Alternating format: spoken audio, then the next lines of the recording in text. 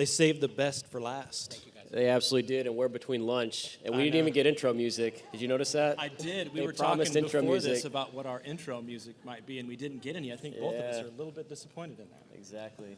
Well, thanks again for joining me on stage. I know Thanks you've for been having me. instrumental in building out the Zero Trust cybersecurity strategy at the Bureau of Labor Statistics. So I'm excited to learn more about how you're approaching Zero Trust, what you're prioritizing, and ultimately what other agencies can learn from your approach. I think a lot of what has been said here on stage is cogent, especially what Rob was talking about as a CISO faced with sort of moving his organization in the direction of Zero Trust. We've got a lot of different the speed, you know, the executive order, press the accelerator on change. Use the microphone. What I think was under FISMA, I think most of us got into the habit of compliance for the sake of compliance. And I think one of the downfalls of the speed at which we approached Zero Trust from the executive order was going into this with the same compliance and requirement mentality. And I think Zero Trust is complex in such a way that it really requires high-level risk analysis for every one of those pillars. You need to very carefully establish your criteria for each pillar. What is your success criteria going to be for identity? What will your success criteria be for devices? I think most of us, our impulse was to rush out with a shopping cart and purchase solutions. We ended up with all these solutions and all this capability, but that skills gap to operate these solutions is ever widening. And so I think making good risk-based decisions before you dive into a solution, developing very cogent success criteria will really set you up for success. The executive order and then M2209 established objectives for federal organizations to meet with time frames. I think that everybody's working to meet time frames, and I think everybody's panicking about those deliverables. But I think that if we add some risk management and some risk assessment into our decision making, we can make a lot better decisions and treat Zero Trust as more a prescriptive approach with some specific sort of steps to take to get there, as opposed to a shotgun approach of solutions. So I think that's what we're kind of faced with right now, is trying to carefully take a step back and remeasure what we've inventoried already, and then make some good success criteria and to be able to move forward. And I like what you mentioned. I think you referred to it as risk over requirements. Can you talk about how you're using risk to make decisions on how you're prioritizing the different Zero Trust pillars and how you're implementing your cybersecurity program? Sure. We talk a lot about in this summit about data security.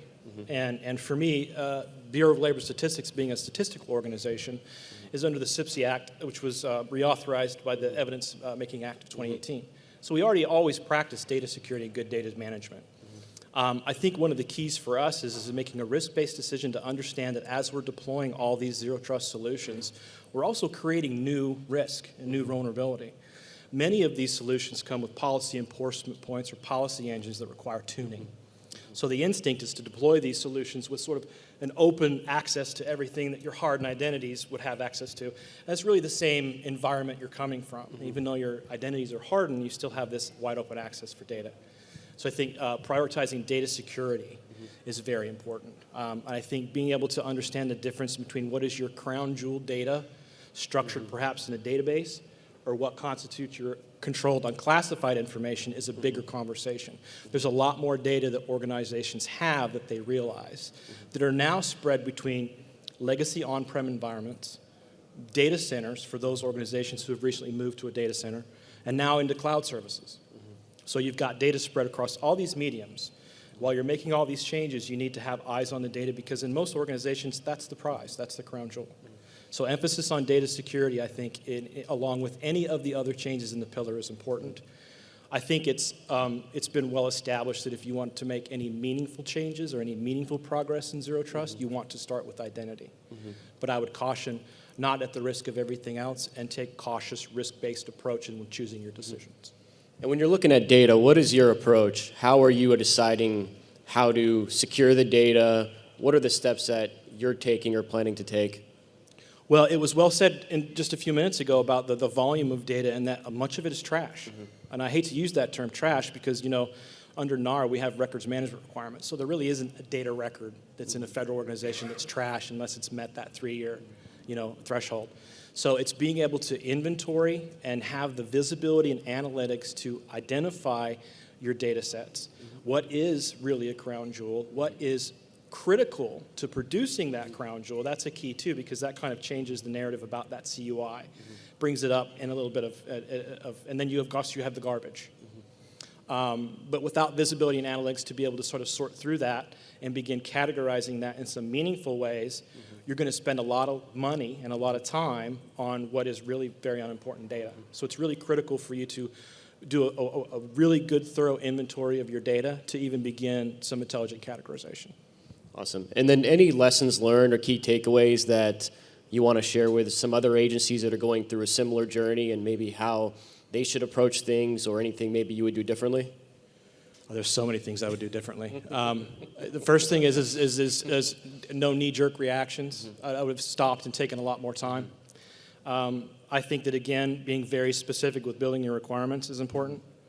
And I think the last key point that really brings this all together is the culture. Because, oftentimes cybersecurity organizations are counter to the IT organizations in a lot of these federal buildings, right? So, the cyber guys are often seen as a sort of a hindrance in a lot of ways to IT.